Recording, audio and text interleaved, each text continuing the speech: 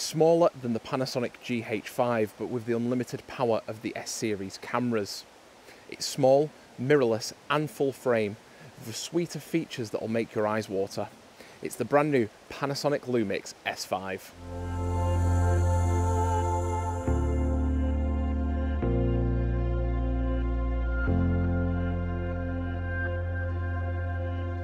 Hey everyone, Andrew from Wilkinson Cameras, and today with me I've got the brand new Panasonic LUMIX S5, the newest addition to Lumix's stellar S-series range of cameras. As always, this is a pre-production camera, so the quality might not represent what you will get when you get the final product. The S-series of cameras are known for 5 main core principles: colour science, anamorphic support, lens quality, a robust build, and reliability through and through. One of the first things that struck me as soon as I took it out the box was just how compact this camera is. It's smaller than the GH5, one of the world's leading mirrorless cameras, and it's smaller than its bigger brother, the S1H, but it maintains a lot of the features that the S1H has that make it one of the best video cameras on the market. It even features the big, sexy red anodized button and ring around the mode selection switch, something that aesthetically I was a massive fan on with the S1H.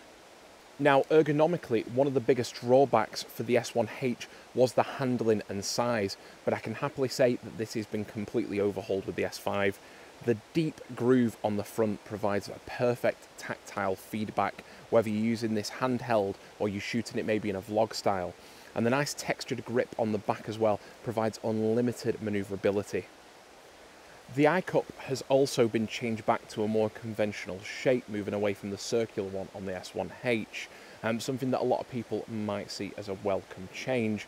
Inside, you get a beautiful 120 FPS viewfinder, which has virtually no lag at all, and really nice colour representation as well, especially in some big sunlight situations, or even in your lower light situations.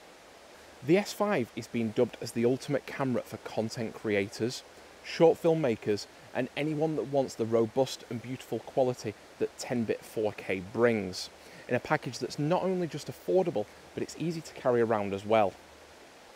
The changes to the mode selection switch I find are really welcome, with dedicated modes for slow and quick, movie, and your usual photo modes as well.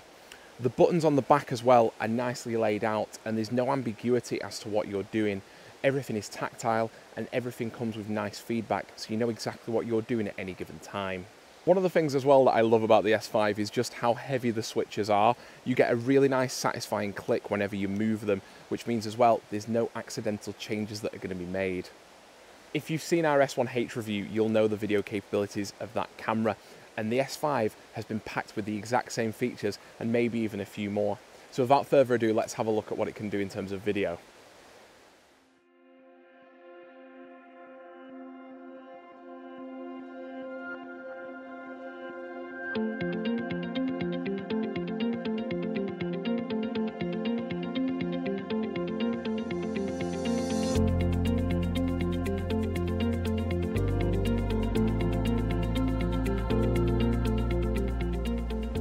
First off, let's have a look at the biggest feature, which is the Big Mac, the granddaddy, the 4K 10-bit 422 video recording, providing the ultimate quality and robust features that you need in extensive post-production work.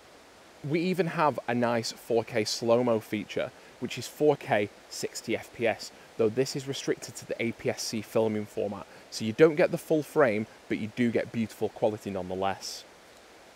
We even have a 1080p Full HD 180 FPS slow motion, which is amazing, and you combine that as well with the 4K 60 FPS hyperlapse and time-lapse function, you really do get a lot of flexibility with the S5. But don't just think that your 4K 60 FPS is going to be limited by APS-C. You can actually output to the Ninja 5 monitor and capture amazing 4K 60 FPS 422 quality direct to that. Maybe it's time to start having a look at getting a Ninja 5. We also feature a 3-angle LCD, which is perfect, especially for vloggers. The S5 could potentially be one of the highest spec vlogging cameras out there, especially when you combine it with 6.5 stops of image stabilization. You really do get an overall package for vlogging and any kind of hands-on content creation. This is me using the S5 with no image stabilization whatsoever. I'm just holding the camera in my hand because it's compact enough, and we're just walking around, and we're also using the inbuilt microphone as well. Though if you do find yourself needing that little bit of extra stabilization, there is a couple of different things built into the S5. This is just the IS boost, but you'll also have e-stabilization to choose from as well. So that's the video side, but I did say earlier that this is one of the ultimate hybrid packages. So what does this offer a hybrid shooter, someone like me perhaps? Let's have a look and see what this camera can do in terms of photography.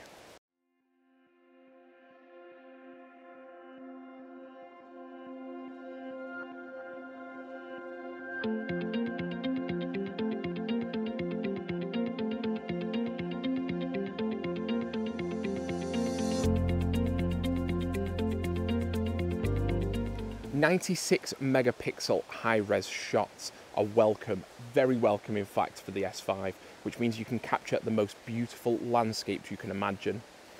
And the live view burst mode, well, if you scale it down to 18 megapixels, you get an incredible, unbelievable 30 FPS burst mode. Now, given the price of this camera and the accessibility of it, I can see a lot of young action sports and sports photographers using this to make sure they never miss a moment of the action.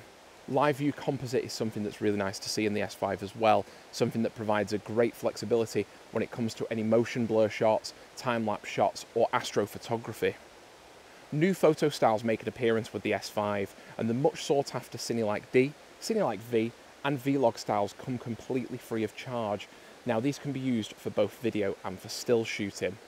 And in terms of photography battery life, well, you can actually get a battery grip, which makes the camera a little bit easier to hold, even though it will be a little bit bigger, but it does extend the already stellar battery life that you get as standard in the S5. Two of the things we hear when we speak to our S-Series customers is when will we see more prime lenses and when will the autofocus system see an update? Well, I've actually spoken to Panasonic and I'm happy to confirm there'll be a range of f1.8 prime lenses available soon after release. There'll be a 24, a 35, a 50 and an 85mm lens, so something for everyone. And the autofocus system has seen a massive overhaul with completely groundwork algorithms and software that have made the autofocus on this camera something that's really enjoyable to use. The new touch face detection is incredibly impressive.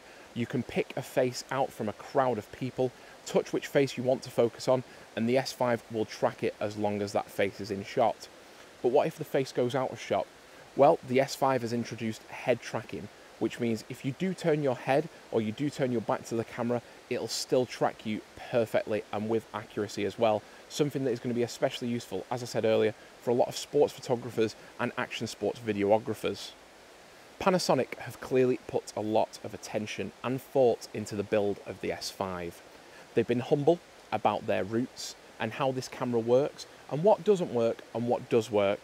And they've taken all of that, put it together and created one of the most refined packages you will find on the market at this price. If you'd like to know more about the Panasonic LUMIX S5 or anything in our LUMIX range, make sure you pop in store, visit us online or give us a call and we're more than happy to help.